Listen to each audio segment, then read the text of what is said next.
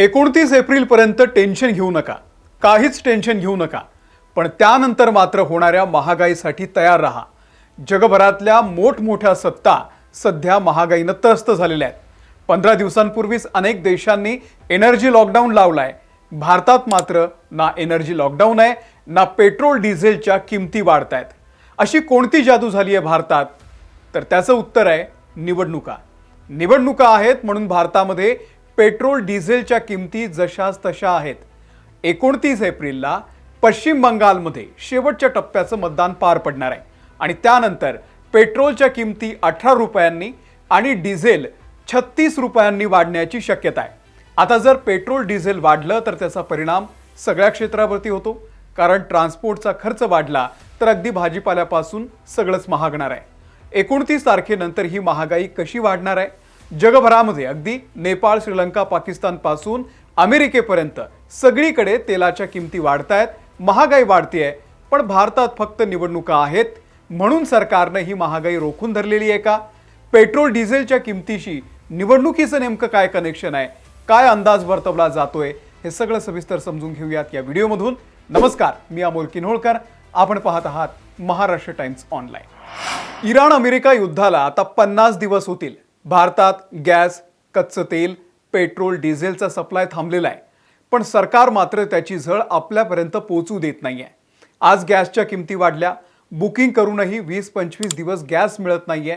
पण पेट्रोल डिझेलच्या किमती का वाढत नाहीयेत? आज 40 दिवस झाले टँकर होर्मुझमध्ये अडकून पडलेले आहेत, तरीही सरकार म्हणतंय काहीही कमी पडू देणार नाही. अर्थात हे फक्त 29 तारखेपर्यंत आहे. 30 तारखेला सरकार काय म्हणणार त्यासाठी तुमच्या मनाची तयारी करून ठेवा. 5 वर्षांआधी देखील एप्रिल 2021 मध्ये केंद्र सरकारनं महागाईला रोखून धरलं होतं. कारण होतं पश्चिम बंगालच्या निवडणुका, आणि यावेळीही तेच कारण आहे, पश्चिम बंगालच्या निवडणुका. गेल्याच महिन्यामध्ये 23 मार्च 2026 रोजी पंतप्रधान नरेंद्र मोदी यांनी संसदेमध्ये 25 मिनिटांचं भाषण केलं, पण त्यातला काही सेकंदाचा भाग हा प्रचंड व्हायरल झाला होता. इस युद्ध के कारण दुनिया में जो कठिन हालात बने हैं, उनका प्रभाव लंबे समय तक बने रहने की आशंका है. इसलिए हमें तैयार रहना होगा, हमें एकजुट रहना होगा.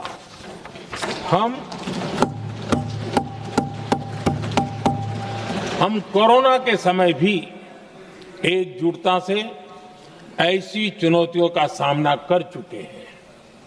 अब हमें फिर से उसी तरह तैयार रहने की आवश्यकता है. पंतप्रधान नरेंद्र मोदी यांनी यामध्ये कोरोनाचा उल्लेख केला, त्यामुळे चर्चा होऊ लागली की पुन्हा एकदा लॉकडाऊन लागणार का? चर्चा 2-4 दिवस चालली.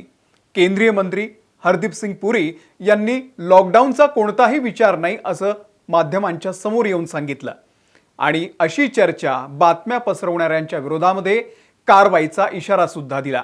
त्यानंतर मीडियात देखील ही चर्चा थांबली. सरकारला कोणत्याही निगेटिव्ह बातम्यांची चर्चा होऊ द्यायची नव्हती, कारण निवडणुका तोंडावरती होत्या. 5 राज्यातल्या निवडणुका लागलेल्या आहेत. त्यावेळी महागाईची झळ जनतेला बसली तर त्याचा थेट परिणाम मतदानावरती झाला असता. त्यामुळेच कदाचित जगभरामध्ये महागाई वाढली, पण भारतात मात्र पेट्रोल डिझेलच्या किमतीवरती काहीही परिणाम होत नाहीये. आंतरराष्ट्रीय बाजारामध्ये कच्च्या तेलाच्या किमती कमी असताना देखील सरकारनं त्याच्या टॅक्समध्ये कपात केली नव्हती. पण आज कच्च्या तेलाच्या किमती प्रचंड वाढलेल्या असतानाही तेच सरकार टॅक्समध्ये कपात करायला तयार झालं. 27 मार्चला सरकारनं पेट्रोल आणि डिझेलवरती स्पेशल ॲडिशनल एक्साइज ड्युटी 10 रुपये प्रति लिटरनं कमी केली. आधी पेट्रोलवरती 13 रुपये एक्साइज ड्युटी होती, ती 3 रुपये करण्यात आली.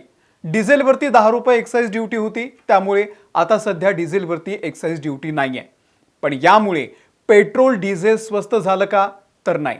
जागतिक बाजारामध्ये कच्च्या तेलाच्या किमती प्रचंड वाढलेल्या आहेत. त्यामुळे Hindustan petroleum, Bharat petroleum, Indian oil या कंपन्यांचं प्रचंड नुकसान होत होतं. अर्थात या कंपन्यांनी हे नुकसान लोकांकडून वसूल केलं असतं, त्यामुळे पेट्रोल डिझेल महागलं असतं. पण अशाच वेळी भारत सरकार पुढे आलं. सरकारनं स्वतः नुकसान सहन केलं. पेट्रोल आणि डिझेलवरती एक्साइज ड्युटी कमी केली, त्यामुळे सरकारला जो मिळणारा महसूल होता तो कमी झाला, पण सर्वसामान्य जनतेला वाढीव किमतीचा फटका मात्र बसला नाही. HPCL, BPCL, IOCL या कंपन्या सरकारकडून मिळणाऱ्या निर्देशांनुसारच किमती ठरवतात. अनेकदा आंतरराष्ट्रीय बाजारामध्ये कच्चं तेल महाग होऊनही या कंपन्या किमती वाढवत नाहीत. त्यामुळे या कंपन्यांना जे नुकसान होतं त्याला तांत्रिक भाषेमध्ये अंडर रिकव्हरीज असं म्हणतात. हे नुकसान सोसून ग्राहकांना स्वस्त दरामध्ये इंधन दिलं जातंय. प्रश्न असा आहे की जेव्हा ग्लोबल मार्केट स्थिर होतं, कच्चं तेल स्वस्त होतं, तेव्हा मात्र सरकारनं जनतेवरती भरभरून टॅक्स लावला. त्यावेळी खरं तर पेट्रोल डिझेल स्वस्त व्हायला पाहिजे होतं, पण आता नेमक्या निवडणुका आल्या आणि त्याच जगामध्ये युद्ध सुरू झालं. कच्च्या तेलाचा, गॅसचा पुरवठा बंद झाला. अशा वेळी निवडणुकीच्या काळामध्ये जनतेमध्ये एक वेगळा संदेश जाऊ नये, सरकारची इमेज खराब होऊ नये, यासाठी स्पेशल ॲडिशनल एक्साईज ड्युटी कमी करून सरकारनं ही दरवाढ, महागाई रोखून धरलेली आहे. दुसरीकडे सरकार म्हणते की अफवांवरती विश्वास ठेवू नका. ना पेट्रोलची कमी आहे ना गॅसची. मग लोक तासनतास गॅसच्या रांगेमध्ये का उभे राहत आहेत याचं उत्तर सरकारकडे आहे का? असेल तर त्यांनी द्यावं. निवडणुकीनंतरही हेच चित्र कायम राहील का? तेल गॅसची सप्लाय चेन तुटलेली असेल तरीही सरकार जनतेला महागाईची झळ पोचू देणार नाही का, हे पाहावं लागणार आहे. पण 2018 साली कर्नाटकच्या निवडणुका झाल्या आणि त्यानंतर किमती वाढलेल्या होत्या. 2021 साली पश्चिम बंगालच्या निवडणुकीनंतर पुन्हा एकदा किमती वाढलेल्या होत्या.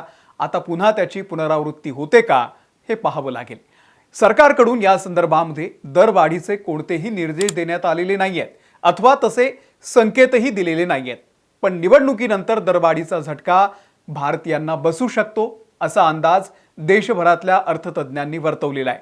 एप्रिल 2022 पासून शासकीय इंधन कंपन्या म्हणजे HPCL, BPCL, IOCL यांनी दर वाढवलेले नाहीयेत.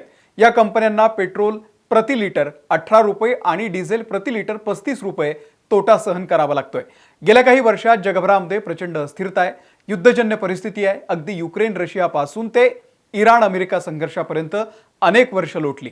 कच्च्या तेलाच्या किमती $70 प्रति बॅरल पासून $120 प्रति बॅरल पर्यंत खालीवर होत राहिल्या. पण भारतात पेट्रोल डिझेल किमतीमध्ये कोणतेही बदल झालेले नव्हते. परंतु आता सप्लायच बंद झालाय. त्यामुळे गेल्या काही दिवसांमध्ये कंपन्यांना दिवसाला 2400 कोटी रुपयांचं नुकसान होत आहे. सरकारनं एक्साईज ड्युटी कमी करून तो तोटा थोडाफार प्रमाणामध्ये कमी केलेला आहे. पण फार काळ हा तोटा सरकारला किंवा कंपन्यांनाही पेलता येईल असं वाटत नाही. त्यामुळे पेट्रोल डिझेलच्या किमती पश्चिम बंगाल विधानसभा निवडणुकीनंतर वाढवल्या जातील असा अंदाज सध्या व्यक्त केला जातोय. आणि जर असं झालं तर सगळंच वाढेल, कारण पेट्रोल डिझेलचा थेट संबंध हा सगळ्यांसोबत येतो. ट्रान्सपोर्ट वाढलं की सगळ्याच किमती वाढतात. त्यामुळे फक्त डिझेल आणि पेट्रोलसाठी आपल्याला जास्त पैसे द्यावे लागतील, आपले जास्त पैसे खर्च होतील असं नाही. आपला प्रवास वाढेल, आपल्या दैनंदिन गरजेच्या वस्तू या सगळ्यावरती, या सगळ्यांच्या किमतांवरती परिणाम होणार आहे. या बातमीच्या माध्यमामधून तुम्हाला घाबरवण्याचा किंवा तुमची चिंता वाढवण्याचा आमचा उद्देश नाही आहे. पण जे सत्य आहे ते सत्य आहे. इलेक्शन झाल्यानंतर किमती वाढतील की सरकार जनतेसाठी पुन्हा एकदा जो आता भार सहन करतंय तो भार सहन करून पेट्रोल डिझेलच्या किमती स्थिर ठेवेल? तुम्हाला नेमकं काय वाटतंय आम्हाला कमेंट करून सांगा. या व्हिडिओमध्ये इथेच थांबतोय. धन्यवाद.